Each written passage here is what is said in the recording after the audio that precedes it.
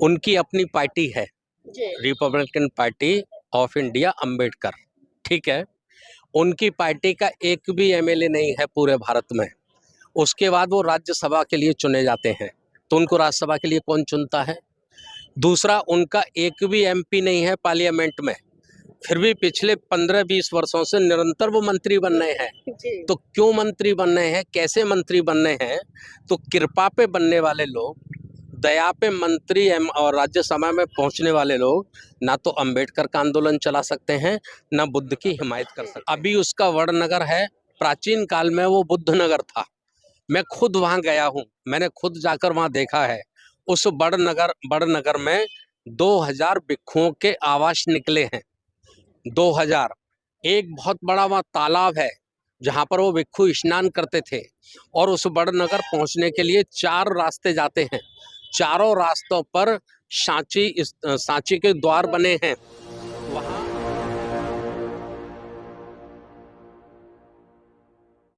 नमस्कार, आप देख रहे हैं एनबी न्यूज 24x7 नीलम बोध के साथ।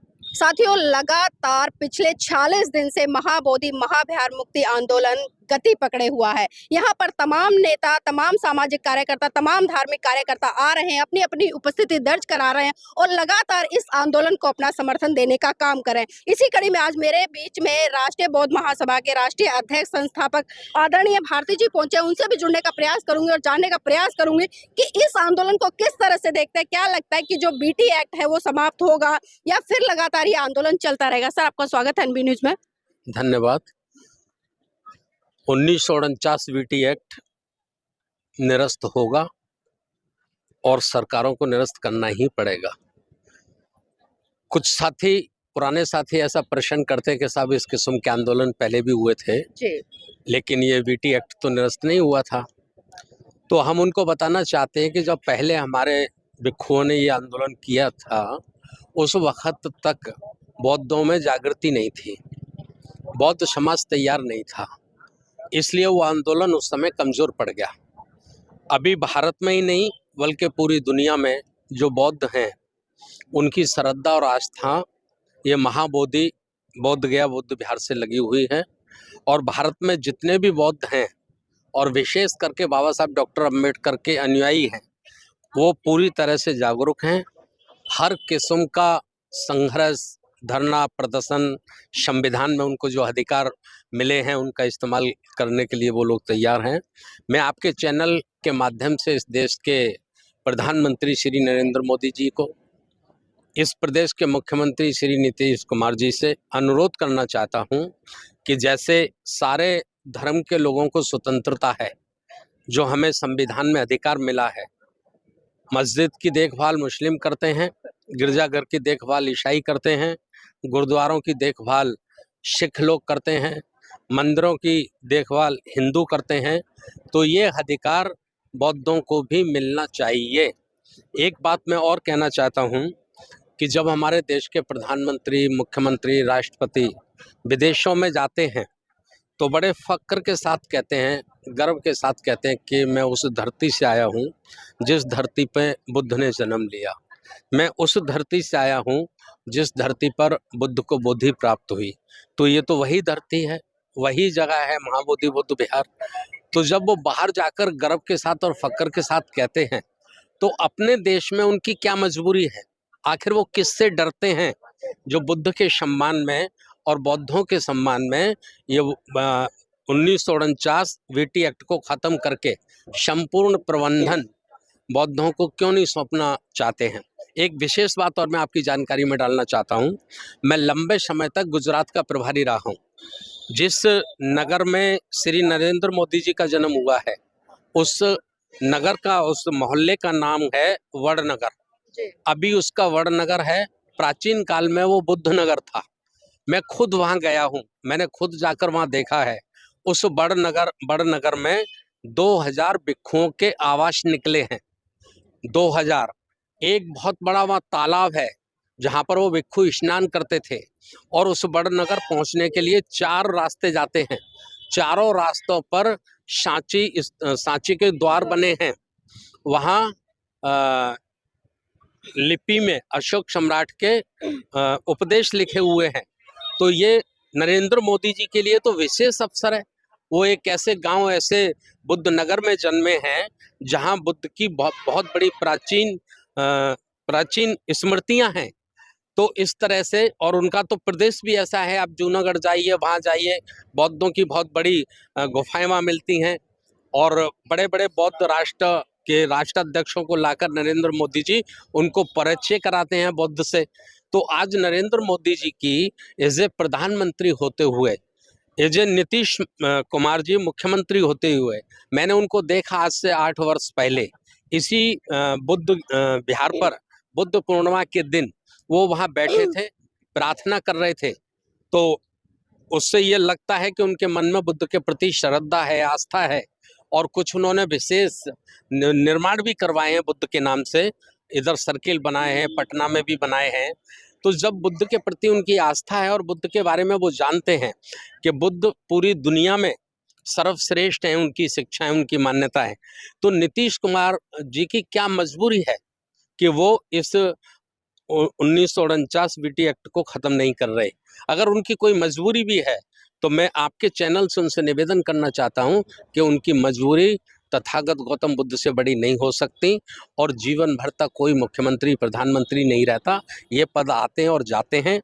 आज उनको मौका मिला है, उनको भारत के साथ साथ दुनिया के बौद्धों की मांग को स्वीकार कर लेना चाहिए और तख्तकाल 1949 बीटी एक्ट को निरस्त करके संपूर्ण संचालन बौद्धों को सौंप देना चाहिए। जी, भारती जी, लगता नहीं है कोई भी आंदोलन सफलता के शिखर पर तभी पहुंचता है जब कहीं ना कहीं उसमें एक जन बल और एक जन सैलाब उमड़े। लेकिन हम देख रहे हैं पिछले 45 दिन से बाहर के लोग आ रहे हैं, जा रहे हैं, अपनी उपस्थिति दर्ज करा रहे हैं, लेकिन जो एक जन सैलाब यहाँ पर देखने को मिलना चाहिए था, ये पूरा ग्राउंड भरा होना चाहिए था, क्योंकि सरकार भी तभी झुकती है जब एक जन बल उसके ऊपर प्रेशर देता है। तो कहीं ना कहीं ये कुछ कमियां नहीं खल रही हैं इस आंदोलन में कि जो एक जन बल है, एक जन सैलाब है, वो नहीं उमड़ रहा है? नहीं, मेरा मानना ऐसा है कि जो बौद्ध के अनुयायी हैं वो आ रहे हैं, कोई 4 दिन बैठ रहा है, कोई 10 दिन बैठ रहा है, कोई 20 दिन बैठ रहा है। बहुत सारे साथी ऐसे भी हैं जो पिछले 46 दिनों से भी यहाँ हैं और ऐसा वो सोचते हैं कि बहुत जल्दी सरकार हमारी बात मान लेगी, तो हमें बहुत ज़्यादा जनबल इस्तेमाल नहीं करना चाहिए, क्योंकि कुछ उम्मीदें हैं। बुद्ध दुनिया के सर्वश्रेष्ठ हैं, उनके ज्ञान, उनके विज्ञान और उनकी शिक्षाओं को सारा संसार मानता है। नहीं, तो हलचलें तो आज पूरे भारत देश में हो रही है इस आंदोलन को लेकर। लगातार लोग अपनी प्रतिक्रिया भी दे रहे हैं, अपना समर्थन भी दे रहे हैं, लेकिन कहीं ना कहीं हम देख रहे हैं जो सत्ता में बैठे हुए नेता हैं वो क्यों नहीं, क्योंकि 131 अगर हम सांसदों की बात करें जिन्हें बहुजन विचारधारा के लोग कहते हैं, बहुजन आइडियोलॉजी पे चलने वाला कहते हैं। कल भी हमारे बीच में केंद्रीय मंत्री जी आए, वो कहकर गए कि मैं बुद्ध हूँ और 50,000 रुपए डोनेशन का भी यहाँ पर आश्वासन दिए कर गए हैं। लेकिन हम देख रहे हैं कि जब से किसी की भी सरकार आती है, मंत्रालय तो उनको मिल जाता है, लेकिन जो बौद्धों की एक बुलंद आवाज है, क्योंकि बीटीसी एक्ट आज का नहीं है, बीटी एक्ट बहुत पुराना है, तो कल 45 दिन के बाद आते हैं, तो क्या लगता है कि वो जो बोल के गए हैं कि भाई 45 दिन के बाद आना, कितनी सत्यता इस बात में, क्योंकि 45 दिन बीत चुके हैं इस आंदोलन को? कल जो माननीय मंत्री जी आए, रामदास अठावले जी, मैं व्यक्तिगत उन पर टिप्पणी नहीं करना चाहता, लेकिन जब आपने प्रश्न पूछा ही है तो मेरी मजबूरी है, मुझे उसका आंसर देना पड़ेगा। उनकी अपनी पार्टी है, Republican Party of India, Ambedkar, ठीक है। उनकी पार्टी का एक भी एमएलए नहीं है पूरे भारत में। उसके बाद वो राज्यसभा के लिए चुने जाते हैं, तो उनको राज्यसभा के लिए कौन चुनता है? दूसरा, उनका एक भी एमपी नहीं है पार्लियामेंट में, फिर भी पिछले 15-20 वर्षों से निरंतर वो मंत्री बन रहे हैं। तो क्यों मंत्री बन रहे हैं, कैसे मंत्री बन रहे हैं? तो कृपा पे बनने वाले लोग, दया पे मंत्री और राज्यसभा में पहुंचने वाले लोग ना तो अंबेडकर का आंदोलन चला सकते हैं, ना बुद्ध की हिमायत कर सकते हैं। जहां तक आपने बोला कि 131 सांसद तो शेड्यूल कास्ट के हैं और शेड्यूल ट्राइब के हैं, तो उसमें हमारे बीच में एक बड़ी गलतफहमी है। हम ऐसा मानते हैं कि ये हमारी समाज के हैं। हमारी समाज के हो भी सकते हैं, लेकिन वो प्रतिनिधि हमारे समाज के नहीं हैं। वो प्रतिनिधि जिस पार्टी से जीत कर गए हैं, जिस पार्टी ने उनको टिकट दिया है, पैसा दिया है, वोट दिया है, उस पार्टी के प्रतिनिधि हैं वो। और वो पार्टियां बुद्ध के विचारधारा में आस्था नहीं रखती, वो पार्टियां किसी दूसरी विचारधारा में आस्था रखती हैं। तो वो उनके बंधुआ मजदूर हुए क्योंकि उनको टिकट चाहिए, उनको पैसा चाहिए, उनका वोट चाहिए। तो जैसा मालिक कहेगा मजदूर वैसा ही काम करेगा। आज ये भारत का बहुजन समाज, अंबेडकर अनुयायी, बुद्ध समाज ये बात जान गया है, इसलिए उन नेताओं के प्रति ना तो कोई श्रद्धा है और ना ही कोई उनसे उम्मीद है। ये जो भी क्रांति होगी, सामाजिक क्रांति, धार्मिक क्रांति, आर्थिक क्रांति जो भी भारत में होगी और जो हो रही है अब गांव-गांव, मोहल्ले-मोहल्ले में शुरू हो गई है, ये केवल और केवल समाज के बल पर होगी, समाज की ताकत पर होगी। नेताओं का इसमें कोई रोल नहीं है। जी भारती जी, एक और सवाल है, क्योंकि जब से बाबा साहब ने, यानी कि 1956 की मैं बात करूं, 14 अक्टूबर सन 1956 को बाबा साहब ने बौद्ध धर्म ग्रहण किया और उनके साथ में लाखों अनुयायी थे जिन्होंने बौद्ध धर्म की दीक्षा ली। लेकिन आज वर्तमान समय में हम देखते हैं कि जो बुद्ध के अनुयायी, उनकी संख्या बढ़ने की बजाय कम हो रही है, या जो लोग बन रहे हैं वो औपचारिकता के नाम पर बन रहे हैं, लेकिन जो सील है या धम्म है, हम वो देख रहे हैं कि वो व्यवहार में नहीं आ रहा है। तो कारण कहाँ है और कमियां कहाँ नजर आती हैं इन देखिए, चीजों में? बाबा साहब डॉक्टर अम्बेडकर जी के समय 5 लाख लोगों ने उनके समक्ष धम्म की दीक्षा ली जी। और उस दीक्षा से 10 करोड़ लोग देश में प्रभावित हुए थे। लेकिन वो धम्म बढ़ा क्यों नहीं, उनके अनुयायी बढ़े क्यों नहीं? उसका मूल कारण था कि हमारे पास भिक्षु संघ नहीं था, सुसज्जित भिक्षु संघ नहीं था हमारे पास। जी। हमारे पास धम्म आचार्य नहीं थे, हमारे पास धम्म के ट्रेनर नहीं थे। इसलिए जो बुद्ध की दीक्षा जिन्होंने ली, वो लगभग पिछले 5 वर्ष 15 वर्षों में वापस वहीं चले गए। या तो कुछ लोग ऊपर चले गए और या कुछ लोग वापस चले गए।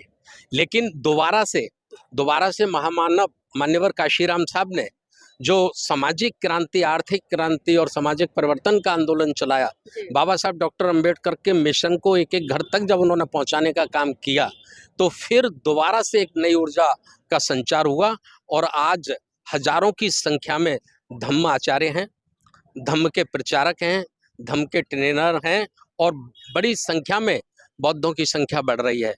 आपने ये बात कही है तो मैं एक बात और आपको याद दिला दूं कि जो जनगणना होने वाली है, अगर उस जनगणना में भारत सरकार ये कह दे कि किसी को किसी भी धर्म के सर्टिफिकेट की जरूरत नहीं है, केवल वो धर्म के कॉलम में बौद्ध लिख दें, तो मैं आज गारंटी से कह रहा हूं कि जो नई जनगणना होगी उसमें लगभग 25 करोड़ से ज्यादा लोग बौद्ध लिखेंगे भारत में, उनकी बौद्ध संख्या आएगी। लिखा पढ़ी में कम है, व्यवहार में और संस्कारों में आज लगभग भारत में 30-40% लोग बुद्ध धम्म संस्कारों से अपना परिवार चला रहे हैं और अपने संस्कार कर रहे हैं। जी भारती जी, जाते जाते एक आखिरी सवाल आपसे लेना चाहूंगी इसी आंदोलन को लेकर, क्योंकि 46वां दिन आज लगभग पूरा होने वाला है। तो देश के जितने भी बौद्ध हैं, जो बौद्ध भिक्षु हैं, जो अभी तक इस आंदोलन में अपनी सक्रिय भूमिका नहीं निभा रहे, यहाँ तक नहीं पहुंच पा रहे, उनके लिए क्या संदेश है?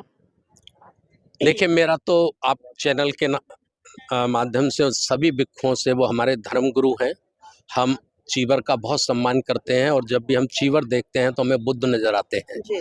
मैं उनसे निवेदन करना चाहता हूं कि उनकी भी जो मजबूरी हो, जो भी मनमुटाव हो, जो भी किसी से उनका द्वेष घृणा भावना हो, उसका त्याग करें। ये पवित्र आंदोलन है, इसमें आएं और बैठें और हम उपासक लोगों ने लाखों लोग तैयार कर लिए हैं। हम उनके भोजन का, रहने का, खाने का सबका प्रबंध करेंगे, उन्हें कोई कमी नहीं होने देंगे। जी बहुत बहुत साधुवाद भारती जी हमारे साथ जुड़ने के लिए। तो देखिए, यहाँ पर जिस तरह से आंदोलन चल रहा है, लगातार जितने भी लोग आ रहे हैं, मैं एक ही बात करें कि हर व्यक्ति अपना समर्थन इस आंदोलन को दे रहा है, लेकिन सवाल फिर वही खड़ा होता है कि अगर महाबोधि महाविहार अगर बौद्धों के कब्जे में आ जाता है, तो आखिर वो कौन से बौद्ध होंगे जिनके कब्जे में जाएगा? क्योंकि आज हम देख रहे हैं कि बहुत सारे समाज में नकली बौद्ध भिक्षु घूम रहे हैं, जो कि RSS की तरफ से तैयार किए गए हैं, और जो वहाँ पर कमेटी में भी 4 बौद्ध भिक्षु बैठे हैं। आप समझ सकते हैं, अगर वो सच्चे बौद्ध होते तो इस आंदोलन में होते, लेकिन एक भी दिन उनकी उपस्थिति इस आंदोलन में नजर नहीं आई है। तो साथियों, मैं चाहूंगी आप इस वीडियो को लाइक करें, शेयर करें और कमेंट कर अपनी प्रतिक्रिया जरूर दें कि जो ये आंदोलन चल रहा है, आप इसको किस तरह से देखते हैं और क्या सोचते हैं।